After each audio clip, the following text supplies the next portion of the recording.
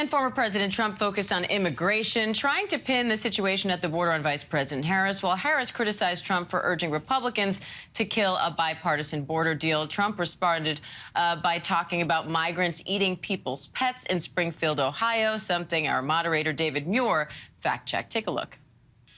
In Springfield, they're eating the dogs, the people that came in. They're eating the cats. They're eating the pets of the people that live there.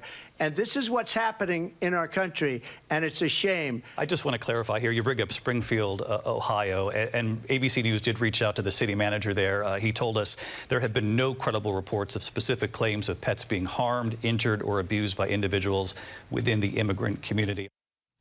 Let's bring in Politifact Executive Director Aaron Sharockman to help put some of that and other claims from both candidates in context here. Aaron, you heard David there, and Politifact, I know, has looked into this as well. So what did you find about that claim that we heard from former President Trump last night? Well, it's great to be with you, Diane, and it was awesome to see David push back with facts when Donald Trump made that claim. This is a baseless claim that started on social media that somehow winded up in the mouth of the Republican Party presidential candidate. This has been disproven by a city spokesperson, by the mayor and the city police, who all say this is not happening. Donald Trump, after the debate, went to his Truth Social and posted a video that doesn't show what he says it shows.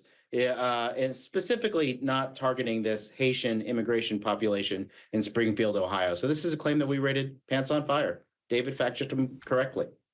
Vice President Harris also claimed that former President Trump left the worst unemployment since the Great Depression. What does the data show on that claim? Yeah, this claim rate's false. The unemployment rate did spike to a post-Great Depression record of 14.8%, but that was in April of 2020, right as the pandemic began to rage. Trump was in office then, but didn't leave Biden or Harris with an unemployment rate nearly that high. By December 2020, the rate had fallen back down to 6.4%. Today, it sits at 4.2%. And the Bureau of Labor Statistics adjusted its jobs numbers for 2023 to show more than 800,000 fewer jobs were added than previously thought. Trump called that a fraud by the Biden-Harris administration. Can you put that into context? Yeah, I'm just going to put it into context using basic logic. If it was a fraud, why would the Biden-Harris administration release the revision at all?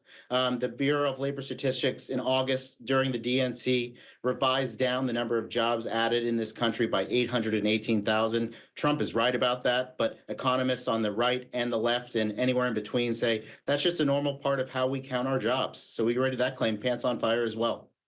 Meanwhile, Harris said U.S. oil production had its largest increase in history under the Biden-Harris administration. You say that's half true. Can you explain?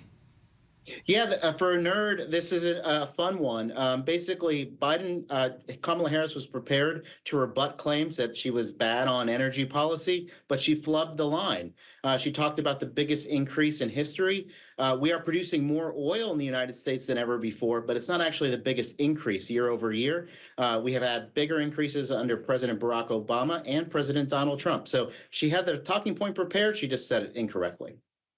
Politifact Executive Director Aaron Sharockman. Aaron, I know we could dissect this whole debate and come up with many, many more to unpack, but we'll have to leave it there. Thank you. Thank you.